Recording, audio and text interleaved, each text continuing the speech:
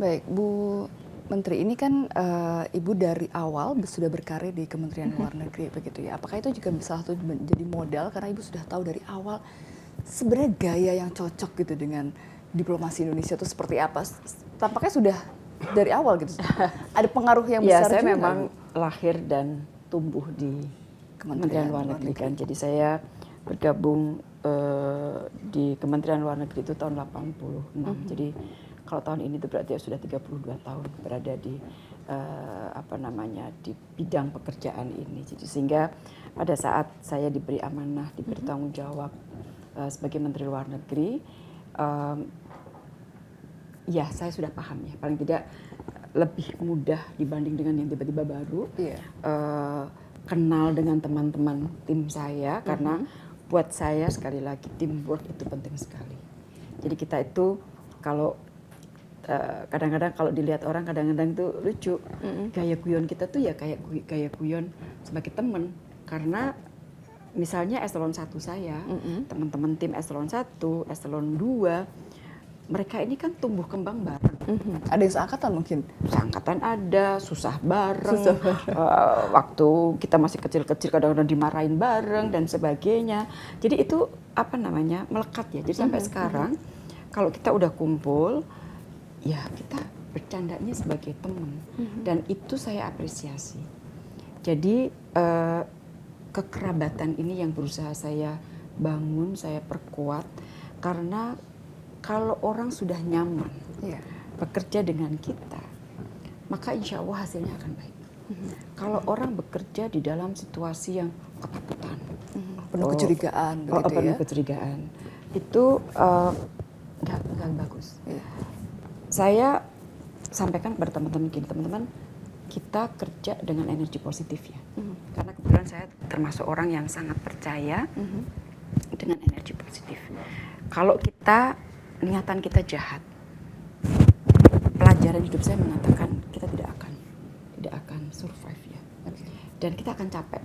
Dengan energi negatif itu kita akan capek. Makanya dari waktu ke waktu, sekarang saya kan orang tua saya tinggal ibu saya ya, bapak saya udah nggak ada. Dari waktu ke waktu ibu saya masih ingatkan, Mbak pakai energi positif ya, Mbak nggak boleh jahat sama orang ya. Itu terus, dan itu menjadi pengingat kekuatan sekaligus kekuatan buat saya, sehingga ya inilah kita di Kemlu bekerja bersama dengan tim, berusaha untuk membangun, memperkuat misi yang kita emban, yang dipercayakan oleh rakyat Indonesia. Dan insya Allah sih dengan teamwork yang kuat, misi kita menjadi lebih mudah untuk kita jalankan. Bagaimana membangun energi positif di kementerian ini, apalagi juga dengan diplomat yang lainnya? Artinya kan mereka dengan berbeda-beda kepala latar belakang. Iya, kepala latar belakang yang mereka lihat. Saya beruntung karena sebenarnya fondasi kan sudah ada. Di Kemlu ini merit system itu jalan. Jadi kita gampang sekali kalau kita misalnya kita buka file, diketik aja Retno Marsudi gitu. Nanti itu akan keluar semua di mana saya penempatan, selama penempatan misalnya di Canberra saya, apa yang terjadi dengan saya pada saat itu, penilaian dari user saya pada saat itu seperti apa, terus kemudian dari semua user yang pernah bekerja bersama dengan saya, itu kemudian kan kita compare note. Kalau si user ini mengatakan dia baik, terus kemudian ada user yang mengatakan dia nggak baik, dia males, itu kita cross check semua. Bener nggak nih orang males, kita tanya temannya dan sebagainya, itu semuanya ada di catatan. Sehingga insya Allah dan itu adalah janji saya, kita menilai kinerja tim kita itu secara objektif. Karena dengan objektivitas itu kita tidak perlu kita kenal nggak sama Menlunya, kita kenal nggak sama ini, itu semuanya akan muncul semua. Dan saya ini kan datang dari nobody ya. Keluarga saya adalah keluarga yang sangat sederhana. Kalau tidak ada sistem yang objektif di Kementerian Luar Negeri, saya yakin saya tidak akan menjadi pada saat itu duta besar karir yang paling muda. Saya tidak mungkin menjadi direktur yang paling muda pada saat itu. Kenapa saya bisa diberi kesempatan untuk menjadi direktur pada usia saya 38 tahun. Dan saya menjadi duta besar pada usia saya 42 tahun. Yang pada saat itu orang masih kaget, 42 tahun udah jadi duta besar. Perempuan lagi, karena kan menjadi catatan juga. Perempuan. Kenapa itu bisa terjadi? Karena sistem memberikan kesempatan bagi semua orang untuk berkompetisi secara sehat. Jadi orang-orang seperti saya yang nobody ini pada akhirnya, oh ya, saya diberi kesempatan dan saya gunakan kesempatan itu dengan baik. Nah, berdasarkan pengalaman pribadi itu, saya berjanji objektivitas merit system ini harus terus dijaga, sehingga memberi kesempatan yang sama bagi semua orang untuk berkompetisi secara sehat. Ya, termasuk sebagai Menteri Luar Negeri pertama di Indonesia, begitu kan? Yang perempuan. Yang perempuan, iya. Nah, ini kan juga suatu hal yang prestasi dan mungkin juga berbeda tentunya pendekatan antara perempuan dengan laki-laki tentunya. Adakah memang perbedaan itu yang mungkin dirasakan, yang mungkin diceritakan? Ya. Touch-nya mungkin, ya namanya emak-emak ya. Namanya emak-emak mungkin touch-nya beda ya. Kayak pagi ini, aku pagi-pagi, aku udah nongkrong di warung kopinya di Diplomasi, Cafe Diplomasi. Jadi kan pagi-pagi itu biasanya anak-anak sebelum masuk ke kantor, dia pesan kopi, dia ngopi gitu kan. Nah, pagi-pagi tiba-tiba aku pop up aja di situ, aku muncul, terus ngopi bareng sama anak-anak gitu kan.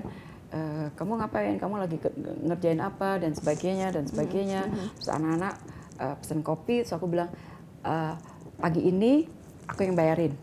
Oh, oke. Nah, bayarin, Bu, makasih gitu. Terus, udah sekarang setelah ngopi, udah ayo kita kerja lagi. Terus saya sering di kantin, kita punya kantin kita bagus, cukup bagus. Di situ adalah tempat kita bersosialisasi. Jadi misalnya teman-teman, Bu, aku mau konsult ya, oke. Di kantin ya, Bu, oke.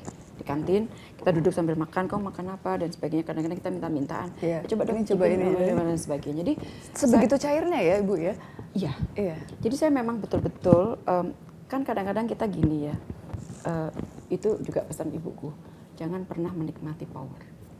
Power itu tidak untuk jabatan itu tidak untuk dinikmati. Tapi amanah itu, tanggung jawab itu harus ditunaikan.